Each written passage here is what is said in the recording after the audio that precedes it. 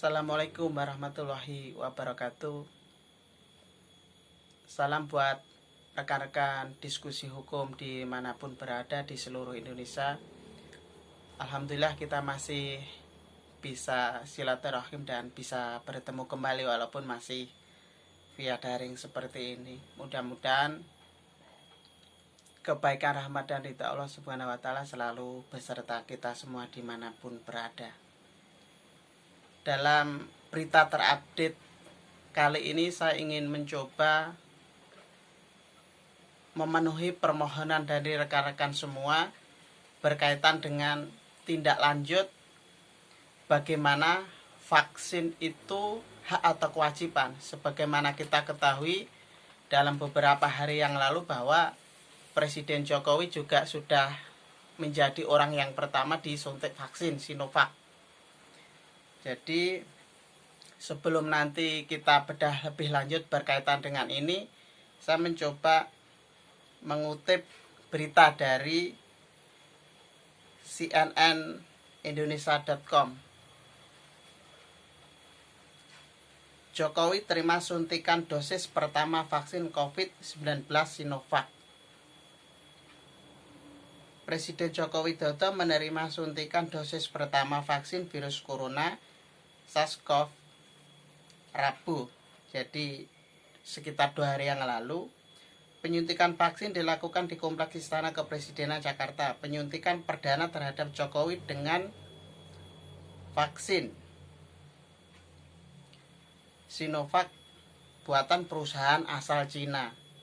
Sinovac ini melalui program vaksinasi di Indonesia.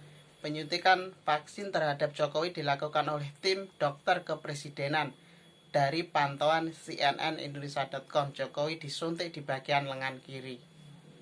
Jadi memang kemarin dilakukan secara live atau langsung karena memang tekanan ataupun permohonan dari sebagian rakyat agar pemimpin kita bisa menjadi yang pertama itu kan, karena kan kemarin terindikasi tidak yang pertama. Sebelum penyuntikan, Jokowi tampak berkonsultasi mengenai kondisi kesehatannya secara umum. Tim dokter kepresidenan juga menunjukkan kota vaksin bertulis Sinovac sebelum disuntikkan. Sejumlah Menteri Kabinet Indonesia Maju turut diberikan suntikan dosis pertama vaksin Sinovac. Kendati begitu, Wakil Presiden Ma'ruf Amin tidak ikut disuntik vaksin karena faktor usia.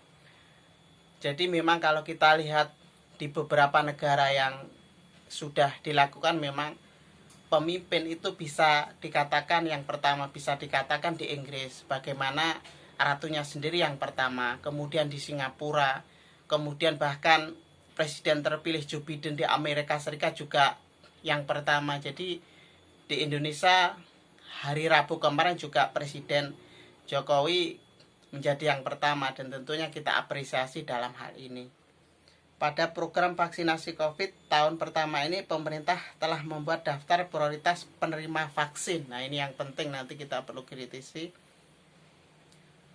Kelompok prioritas pertama adalah tenaga kesehatan, asisten tenaga kesehatan, tenaga penunjang yang bekerja pada fasilitas pelayanan kesehatan, TNI atau Polri, aparat hukum, dan petugas pelayanan publik lainnya. Terkait pemberian vaksin ini, pemerintah juga menargetkan setidaknya 70% penduduk Indonesia atau sekitar 182 juta jiwa yang harus diberikan vaksin. Ini agar terbentuk kekebalan populasi atau herd immunity. Sebelumnya BPOM telah mengeluarkan izin penggunaan darurat atau Emergency Use Authorization atau UEA vaksin Sinovac. BPOM menyebut vaksin Sinovac memiliki efikasi sebesar 65,3%. Kepala BPOM Beni Kalupito.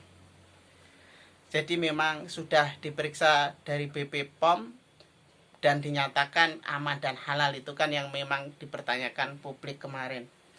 Lebih lanjut, sedangkan frekuensi efek samping dengan derajat berat, sakit kepala, gangguan di kulit atau diare yang dilaporkan hanya 0,1 sampai dengan 1%.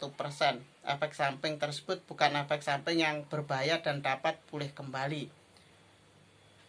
Majelis Ulama Indonesia juga telah mengeluarkan fatwa halal untuk penggunaan vaksin Sinovac. Jadi ini berita dari CNN Indonesia. Untuk mencermati lebih lanjut, sebenarnya penggunaan vaksin ini dari berbagai pertanyaan publik yang dilontarkan, hak atau kewajiban, ataupun pemaksaan, ataupun memang kita harus menggunakannya itu kan. Jadi sebelum ke arah ke sana, kita tidak ada salahnya merujuk kepada alinea 4 konstitusi. Di sana ada tujuan bernegara kita, yaitu melindungi segenap bangsa Indonesia dan seluruh tumpah darah Indonesia.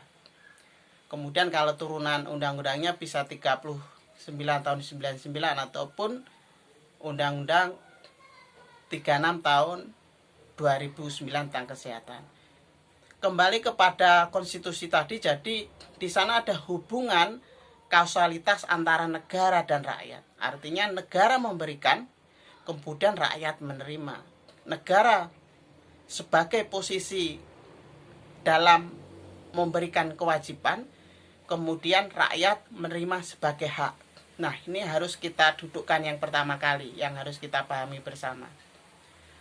Kemudian hubungan kausalitas ini tidak dibenarkan bahwa negara memaksakan kehendaknya kepada rakyatnya dengan dalih untuk melaksanakan kewajiban. Ini poinnya dan ini benang merahnya. Lalu pertanyaan, bagaimana kalau yang menolak vaksin diberikan sanksi ataupun bahkan sanksi pidana? Bahkan kemarin Wamenkumham sempat menyatakan kepada publik, jika tidak menerima vaksin maka dapat dipidana. Kemudian dari Kemenkes juga, siapapun yang mendapat SMS dan sebagainya atau pihak lain berhak dan wajib untuk menerima vaksin, tidak boleh menolak itu kan. Nah, jadi saya ingin menggarisbawahi redaksional dan pemahaman atau ruang seperti inilah yang harus kita klarifikasi. Sekali lagi, tidak benar bahwa negara ataupun pemerintah memaksakan kehendak kepada rakyatnya dengan dalih melakukan kewajiban. Tentunya virus corona atau pandemi ini memang wabah bersama, musuh bersama kita, dan memang kita apresiasi kepada seluruh jajaran pemerintah sampai detik dan saat ini dan semua belah pihak sampai ada vaksin yang bisa digunakan untuk imuniti atau kekebalan bagi rakyatnya. Akan tetapi perlu kita garis bawahi terhadap hak atau kewajiban tadi.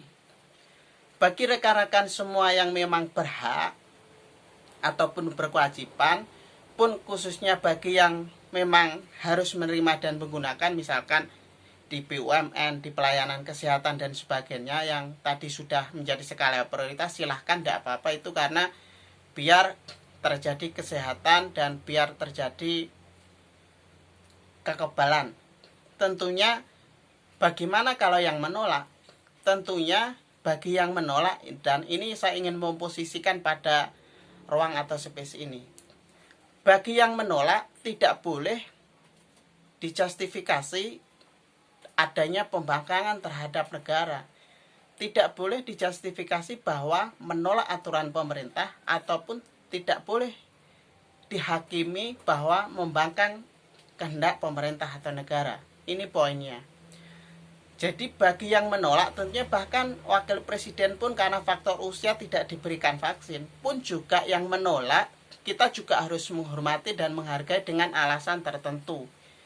Misalkan pengecualiannya adalah karena faktor umur, anak-anak, karena sudah lanjut usia, ataupun punya sakit dan atau faktor lainnya. Ini harus dicermati bersama, khususnya bagi Kementerian Kesehatan.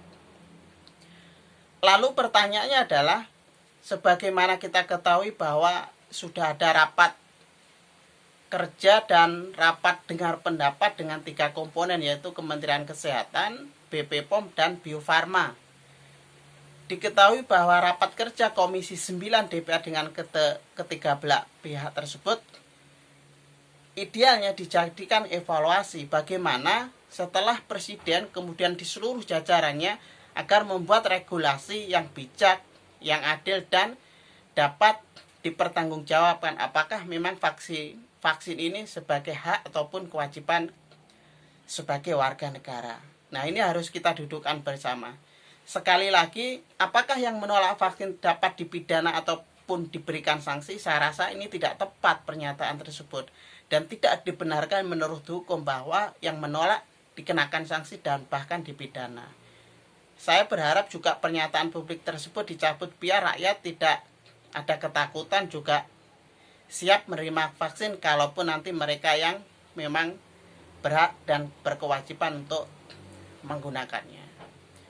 Sebagaimana kita ketahui bahwa Presiden sudah menggunakannya, kemudian diikuti beberapa kepala daerah di seluruh Indonesia, kemudian influencer, artis, ataupun tokoh-tokoh yang memang berpengaruh juga sudah disuntikan vaksin agar masyarakat mengikuti itu yang dimaksud. Hal tersebut tidak ada salahnya dan juga memang itu niatnya baik, tujuannya baik, akan tetapi cara-cara yang menolak kemudian yang tidak mau menuruti pemerintah kemudian diberikan sanksi dan ada pemaksaan, ini yang tidak benar. Karena sekali lagi saya katakan tadi di alinea 4 konstitusi, kemudian di pasal 28A dan pasal 28D ayat 1 bahwa di sana setiap warga negara berhak untuk hidup dan memperlangsungkan kehidupannya. Di sana berhak mendapatkan perlindungan, jaminan, dan kepastian hukum di sana. Nah, ini yang penting kita garis bawahi. Apalagi ini memang vaksin ini akan terus bergulir ya nanti, apalagi mengingat PPKM di Jawa sampai Bali yang berlangsung dari tanggal 11 Januari sampai tanggal 25 Januari. Memang kalau saya cermati digunakan untuk memberikan vaksin di beberapa daerah di seluruh Indonesia pasca Presiden kemarin sudah disuntik vaksin. Dan ini memang kita kawal bersama saja seperti apa keberlangsungan pemberian vaksin ini. Sekali lagi, vaksin hak atau kewajiban disinilah yang harus kita garis bawahi dan juga harus kita cermati bersama. Tidak benar dan tidak tepat dalam membangun kerangka hukum kalau sampai ada sanksi pidana di sana. Itu yang saya tolak bersama rekan-rekan semuanya. Demikian dari saya yang sudah bisa saya sampaikan berkaitan dengan penggunaan vaksin yang nanti akan mulai disebar di seluruh Indonesia.